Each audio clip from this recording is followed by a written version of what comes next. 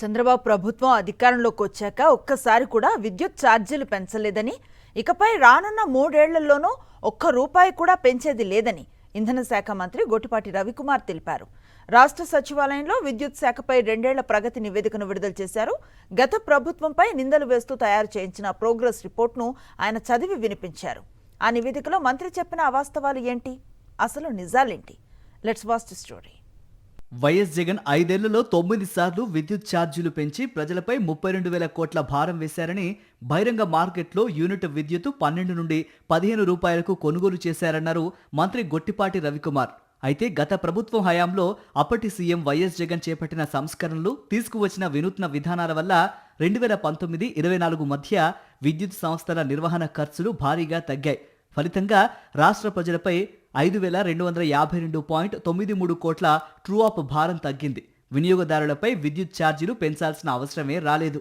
చంద్రబాబు ప్రభుత్వం అధికారంలోకి వచ్చాక ఒక్కసారి కూడా విద్యుత్ ఛార్జీలు పెంచలేదని పచ్చి అబద్ధాలు చెప్పారు. కానీ చంద్రబాబు ప్రభుత్వం తొలి ఏడాదిలోనే 15,485.36 కోట్ల ఛార్జీల భారాన్ని వేసింది.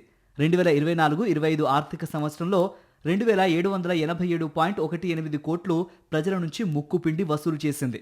ఇప్పటి వరకు రాష్ట్ర ప్రజలపై 20,135.50 కోట్లు విద్యుత్ ఛార్జీల భారం మోపింది చంద్రబాబు సర్కార్. గత ప్రభుత్వంలో విద్యుత్ సంస్థలపై 49,596 కోట్ల అప్పుల భారం మోపారని తప్పుడు లెక్కలు చెప్పారు. అయితే చంద్రబాబు గత పాలనలో సగటున అప్పుల వృద్ధి రేటు 24%. అదే జగన్ హయాంలో కోవిడ్ లాంటి సంక్షోభాలున్నా అది కేవలం 7.3% మాత్రమే. అంతకుముందు ప్రభుత్వంలో తీసుకున్న రుణాలపై వడ్డీలు చెల్లించడం కోసం అదనంగా 38,836 కోట్ల రుణాలను ఆర్థిక సంస్థల నుంచి డిస్కంలు తీసుకోవాల్సి వచ్చింది. జగన్ ప్రభుత్వం ఏపీ జెన్కోలో బొగ్గు లేకుండా చేసి నిర్వీర్యం చేసిందని దుష్ప్రచారం చేశారు. వైఎస్ జగన్ హయాంలో థర్మల్ విద్యుత్ ఉత్పత్తి 14,948 మెగావాట్ల నుంచి 17,102 మెగావాట్లకు పెరిగింది. 2022-23లో 93% ఉన్న బొగ్గు లభ్యత 2023-24లో 96.52% పెరిగింది. జగన్ ప్రభుత్వంలో డిస్కంలు సి-డి రేటింగ్లకు పడిపోయాయని అబద్ధాలు చెప్పారు.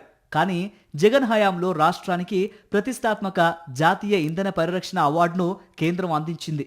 ఏపీ ట్రాన్స్కో, నెడ్ క్యాప్ ఏపీకి 3 ఎనర్షియా అవార్డులు వరించాయి. ఏపీ ఎస్పీడీసీఎల్కు 2 జాతీయ అవార్డులు వచ్చాయి. 1.50 రూపాయలకే ఆక్వాకు యూనిట్ విద్యుత్ అందరికీ ఇవ్వలేదని తప్పుడు లెక్కలు చెప్పారు. వాస్తవం ఏమిటంటే వ్యవసాయం, ఆక్వా, పశుసంవర్ధక, ఎస్సీ, ఎస్టీ, బీసీ ఇతర వర్గాలకు కలిపి మొత్తం 39.64 లక్షల మంది వినియోగదారులకు ఉచిత సబ్సిడీ విద్యుత్ను గత ప్రభుత్వం అందించింది. మరిన్ని అప్డేట్స్ కోసం ఛానల్ను సబ్స్క్రైబ్ చేయండి. నోటిఫికేషన్స్ కోసం బెల్ ఐకాన్ పై క్లిక్ చేయండి.